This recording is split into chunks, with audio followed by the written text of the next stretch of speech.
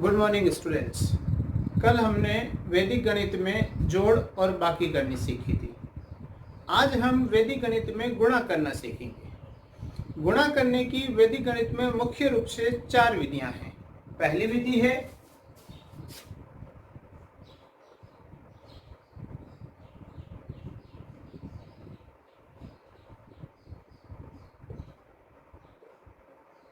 एकाधिकेन पूर्वेन विधि।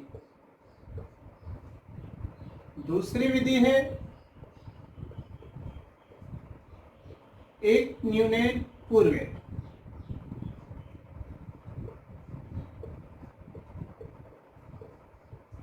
तीसरी विधि है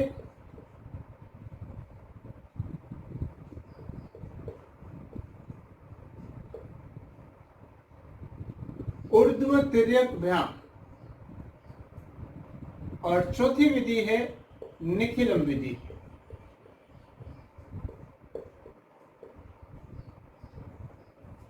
इन 4 विधियों से वैदिक गणित में गुणा किया जाता है। हम एक एक करके इन चारों विधियों को उदाहरण सहित समझेंगे और देखेंगे कि इनसे गुणा किस प्रकार किया जाता है। तो सबसे पहले विधि लेते हैं एकाधिकेन पूर्वेन विधि। एकाधिकेन पूर्वेन विधि से दो संख्याओं का गुणा करना बहुत आसान है, लेकिन इसकी भी कुछ सीमाएं हैं। इस विधि से गुणा तभी किया जा सकता है जब संख्या के पीछे के अंक अर्थात चरम अंक उनका योग 10, 100, 1000 अर्थात 10 की घातांक के रूप में हो और शेष अंक जिन्हें हम शेष निखिलम अंक कहते हैं वो दोनों संख्याओं में समान होने चाहिए, तभी इसी विधि से गुणा करना संभव होगा। अब इसको उदाहरण के द्वारा समझते हैं।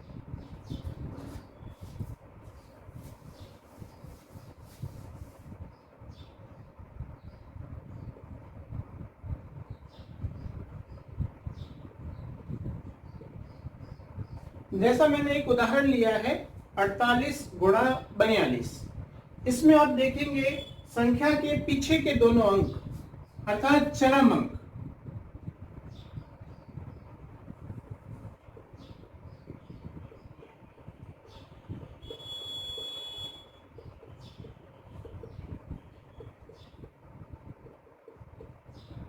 8 और 2, इनका योग 8 + 2 10 हो रहा है।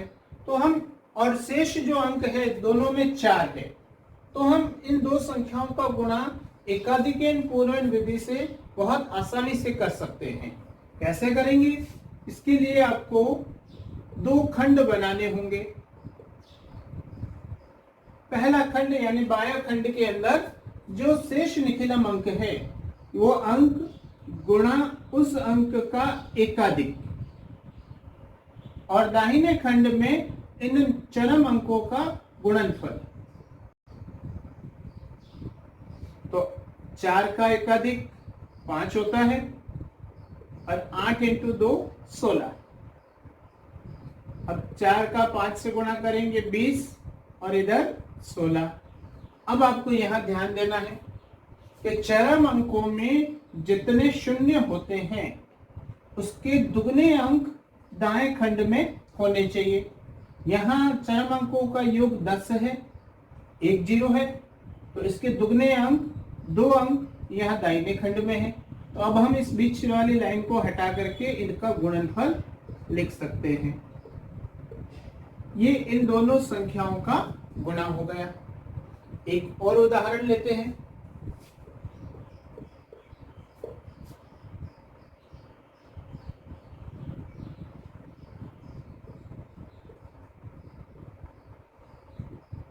$394 गुणा 306।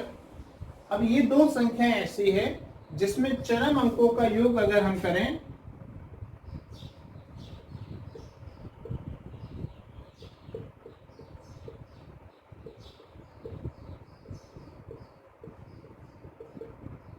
$94 + 6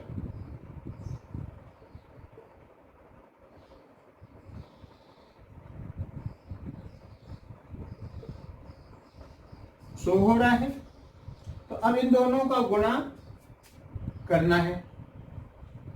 394 × 306 पहले की तरह ही दो खंड बनाएंगे।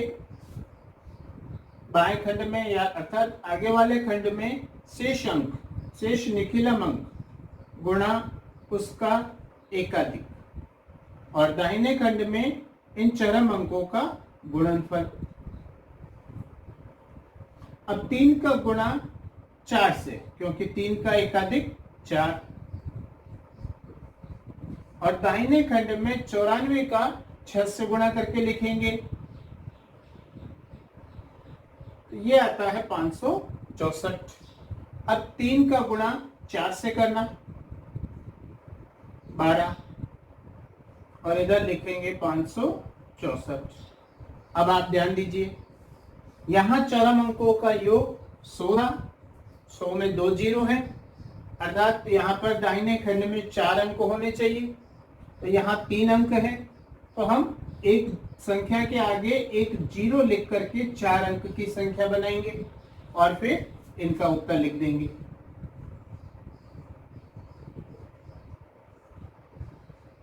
ये है इनका गुणनफल। तो इस प्रकार एकाधिकन पूर्वण विधि की सहायता से इन संख्याओं का गुणा किया जा सकता है। अब एकाधिकन पूर्वण विधि से दो मिश्र भिन्नों का गुणा भी किया जा सकता है। उसके लिए भी यही शर्त रहेगी कि उनके जो पूर्ण अंक है वो समान होने चाहिए और उनके जो भिन्नांश है उनका योग 1 होना चाहिए।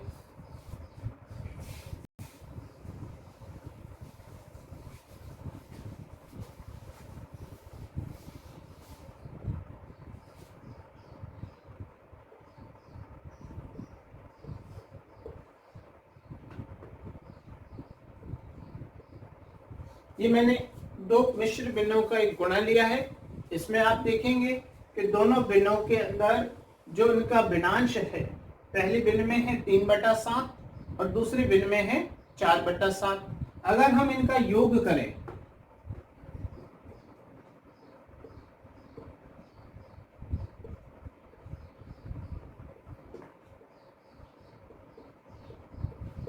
तो 3/7 प्लस 4/7, दोनों भिन्नों का हर समान है, तो अंशों का योग करेंगे 7/7 अर्थात 1। इनके भिन्नांश का अर्थात भिन्न वाले भागों का योग 1 आ रहा है। तो अब इनका गुणा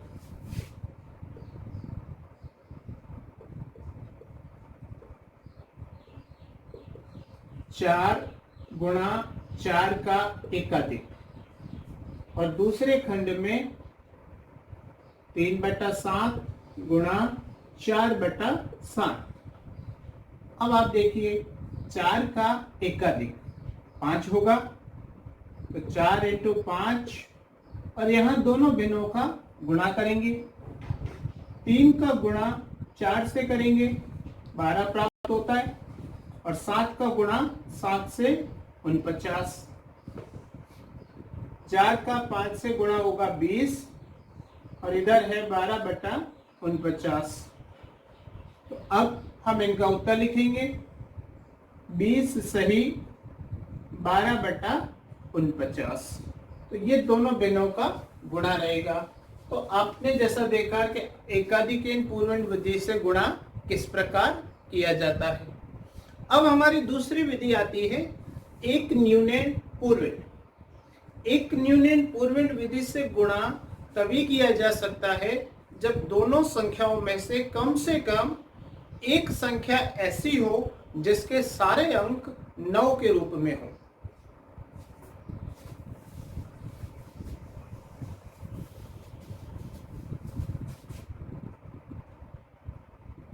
एक न्यूनन पूर्वण।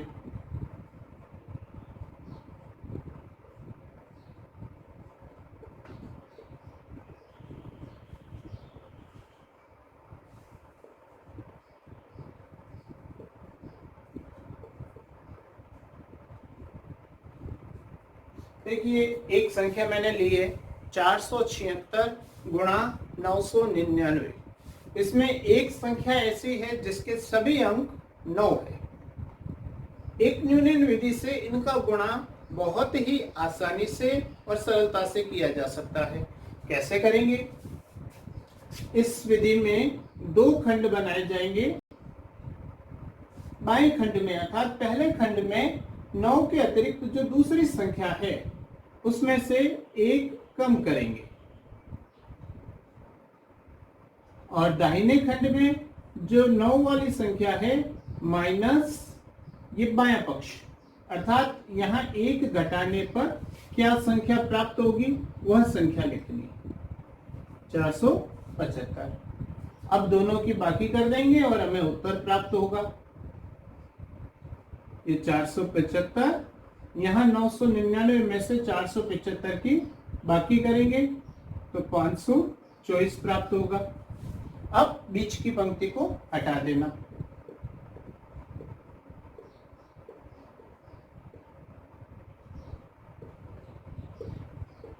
ये हमारा उत्तर रहेगा। तो आपने देखा एक न्यूनन विधि से गुणा करना कितना आसान है। इसमें एक दो उदाहरण और लेकर के हम इसकी स्थिति को और अधिक समझेंगे।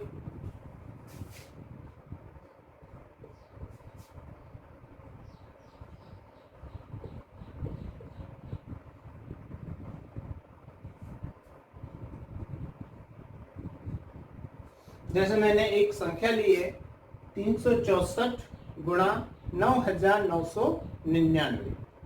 हमें इन दो संख्याओं का गुणा करना है एक न्यूनन विधि से। तो देखिए दो खंड बनेंगे। पहले खंड में 364 माइनस 1 और दूसरे खंड में 9999 माइनस बायां पक्ष। बायां पक्ष अर्थात यहाँ एक घटाने पर क्या संख्या प्राप्त होगी।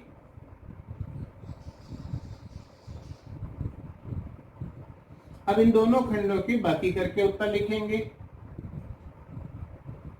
363 यहाँ रह जाएगा 9 6 3 6 अर्थात 9636। अब आप इस बीच वाली लाइन को हटा दें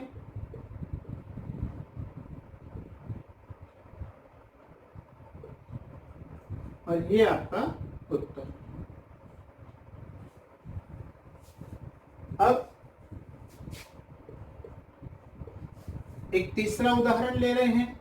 जब 9 वाली संख्या छोटी हो, 999 ले लिया जैसे हमने। अब ये संख्या इस 567 से छोटी है, तो इनका गुणा कैसे किया जाएगा? गुणा करने का वही तरीका,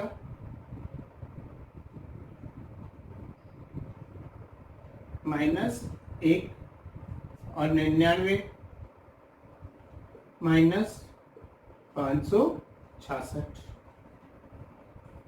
अब आप देखेंगे 567 में से एक घटाया जाए तो 566 प्राप्त होता है, और यहाँ पर आप देखिए 99 में से 566 की बाकी नहीं हो रही है। ऐसी स्थिति में क्या करें? तो जैसे अगर बाकी हो रही है तो हम बाकी करके उत्तर लिखते हैं और फिर बीच वाली लाइन को हटाते हैं। परंतु अगर ऐसी स्थिति आ जाए कि बाकी नहीं हो रही हो तो ऐसी स्थिति में पहले लाइन को हटाते हैं फिर बाकी करते हैं। इस लाइन को पहले हटा देंगे और फिर इनकी बाकी करेंगे।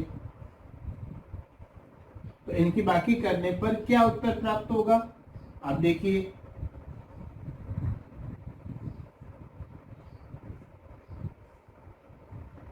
56,133।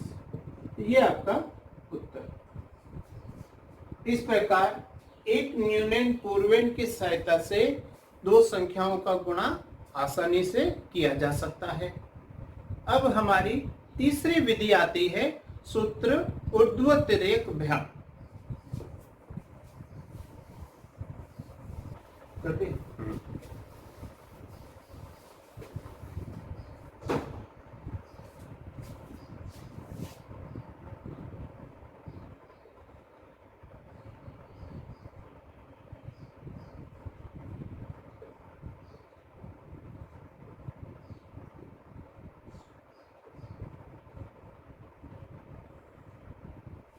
सूत्र ऊर्ध्व तिर्यक भाग। इस विधि से हम कोई भी दो संख्याओं का गुणा कर सकते हैं।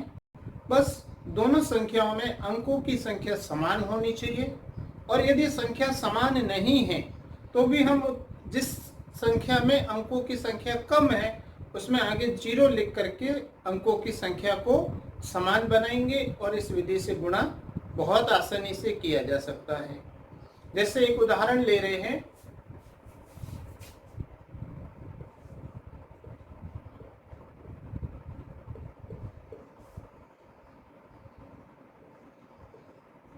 $475 गुणा 216। इस विधि से गुणा करने के लिए हमें दोनों संख्याओं को खंडों में विभाजित करना होगा।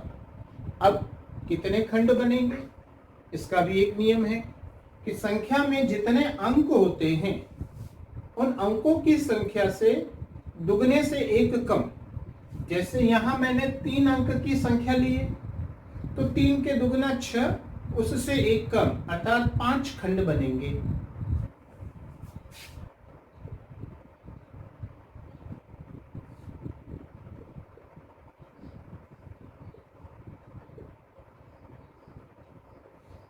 अब पहली संख्या है 475। इसको खंड में कैसे लिखना है, पहले अंक से स्टार्ट करना है।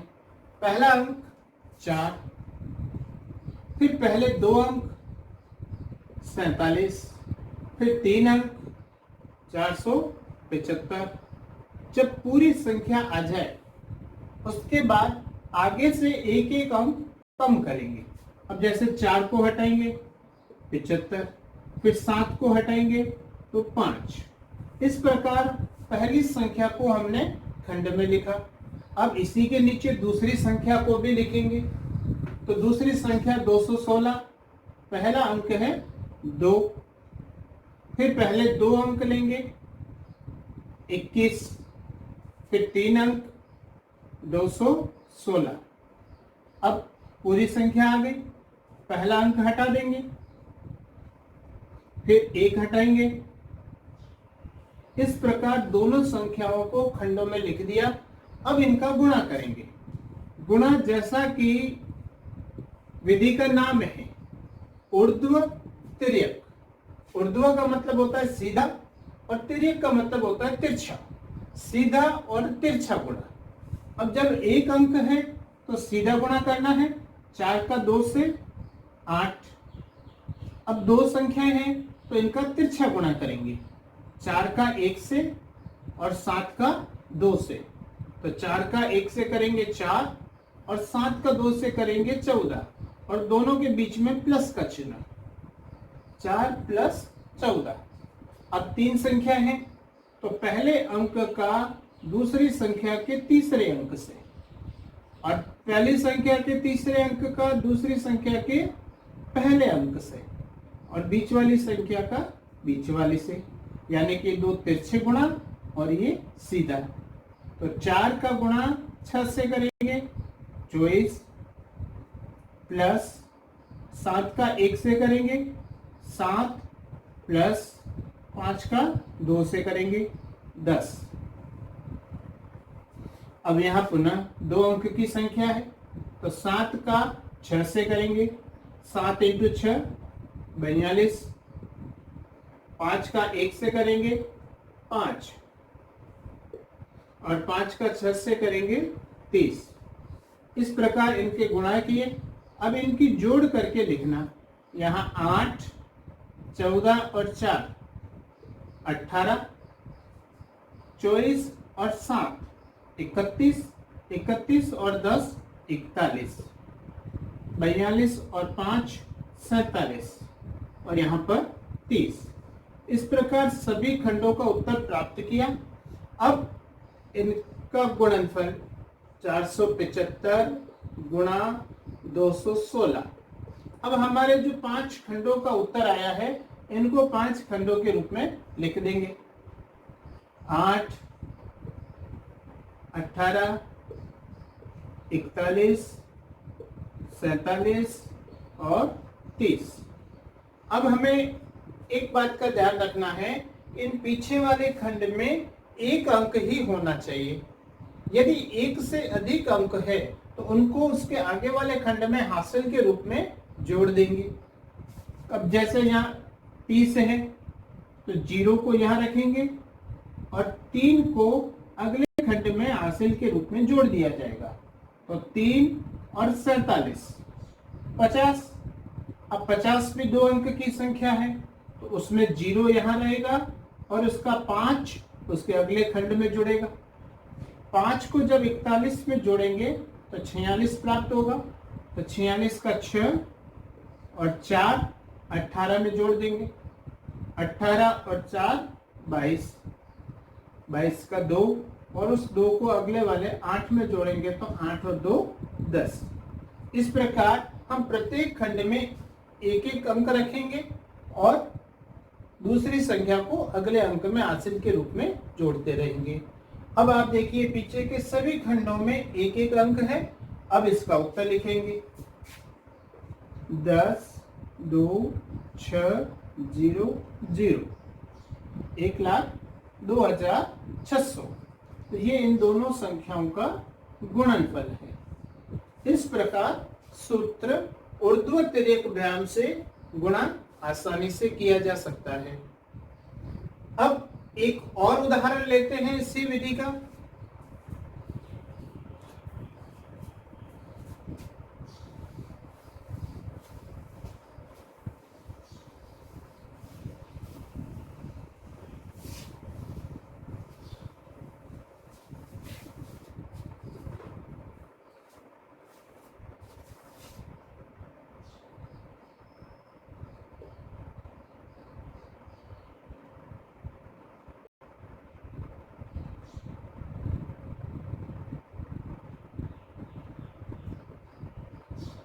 छब्बीस गुणा 427।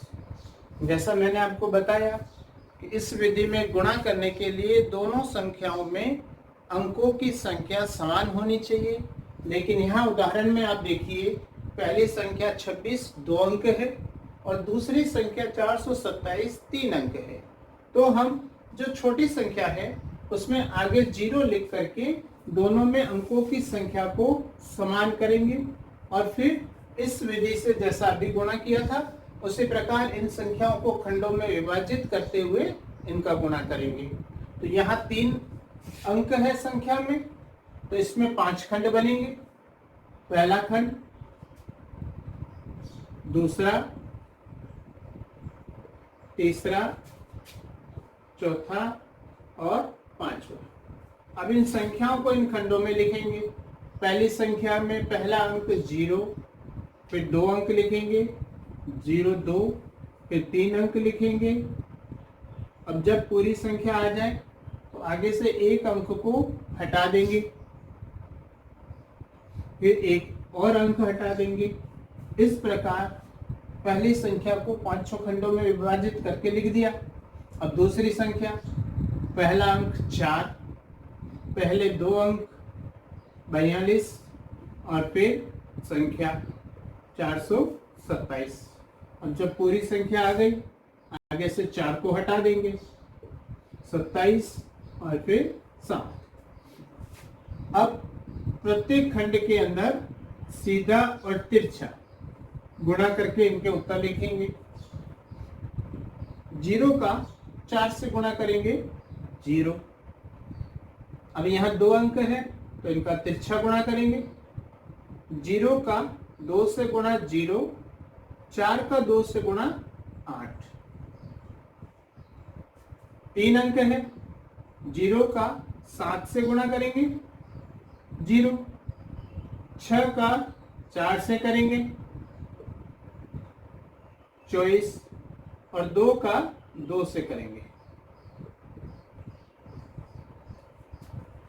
अब यहाँ 2 का 7 से 14 और 6 का 2 से 12 और 6 का 7 से करेंगे तो 42। इस प्रकार अब इन सभी की जोड़ करेंगे प्रत्येक खंड की। 8, 24 और 4 28, 14 और 12 26 और यहाँ 42। अब ये 26 गुणा 427। अब इन पांचों खंडों को लिखना, 0, 8, 28, 26 और 42। अब पीछे के खंड में एक एक संख्या रखेंगे, दूसरी संख्या को हासिल के रूप में जोड़ेंगे आगे। तो यहाँ 2 रहेगा, 4 को 26 में जोड़ेंगे तो 30, 3, 28 और 3 31, 3 और 8 11 और 1 को आगे 0 में जोड़ेंगे। तो अब इन बीच की लाइनों को हटा दिया जाएगा। 11,102। इस प्रकार सूत्र ऊर्ध्वतिर्यक व्यायाम से गुणा किया जाता है। अब हमारी चौथी विधि है निखिलम विधि। निखिलम विधि से गुणा किस प्रकार किया जाता है उसको समझेंगे।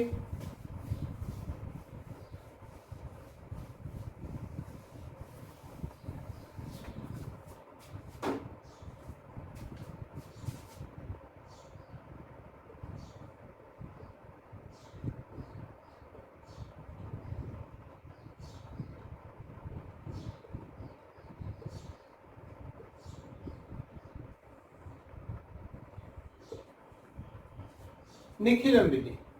निखिलम विधि से गुणा करने के लिए दो प्रकार हैं, एक आधार पर गुणा होगा और एक उपाधार पर गुणा होगा।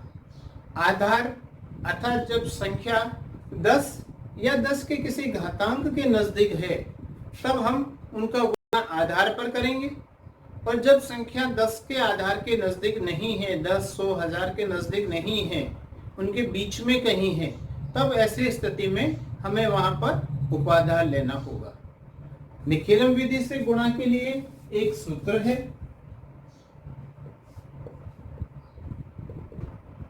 एक संख्या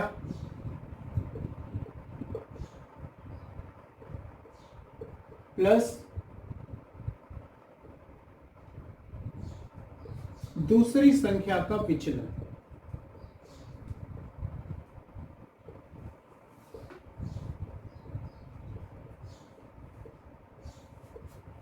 और विचलनों का गुणनफल।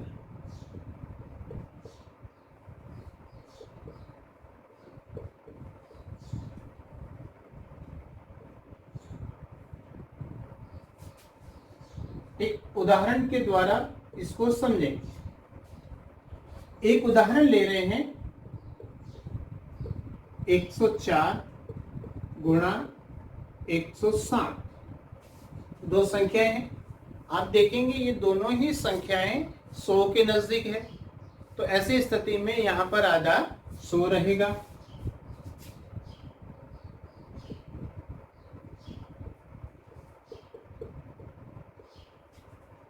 अब विचलन।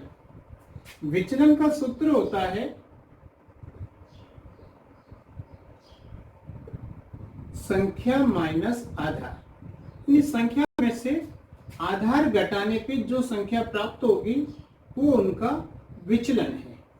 तो पहली संख्या और उसका विचलन और दूसरी संख्या और उसका विचलन, ये दोनों हम यहाँ पर लिखेंगे।